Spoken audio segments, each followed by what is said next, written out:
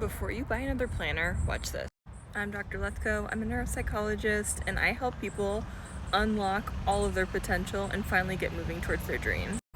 So here's the thing. So many of us know that we can achieve so much more, but we have these roadblocks and we're not totally sure what it is. We have great ideas, but turning those ideas into action is really the hard part. But instead of buying another planner or downloading another productivity app, let's talk about what's going on behind that procrastination.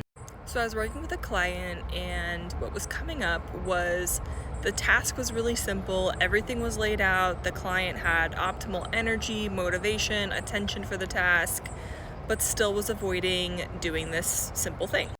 And that simple thing was weighing down on them a lot. I mean, let's talk about how much of your brain space is dedicated to just worrying about that one thing you have to do that you've been putting off and procrastinating it and beating yourself up for not getting started. And so even though we had optimized all of these strategies, finally it hit me. I asked my client, when you think about doing this task, what comes to mind? What are your automatic thoughts? And this client realized that every time they imagined doing the task, they were also anticipating all of their colleagues' negative reactions and pushback to them completing this task. So we did something called the feared fantasy exercise, where I got to be this person's coworkers, and I said the absolute worst things that they have been fearing, and then they had the opportunity to figure out how to respond to those things. Think about, for you, who are your worst critics in your mind or otherwise, and what would they say? You're a fraud, you don't belong here, you don't know what you're doing.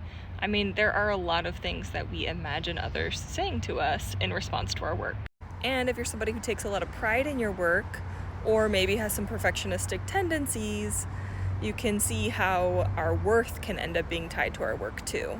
So what's great about the feared fantasy technique is that not only were we able to really finally put those things up onto the surface, but then we were able to work through them, and this client was able to finally process those and know how he would respond if, in the highly unlikely chance that somebody actually addressed him in this way.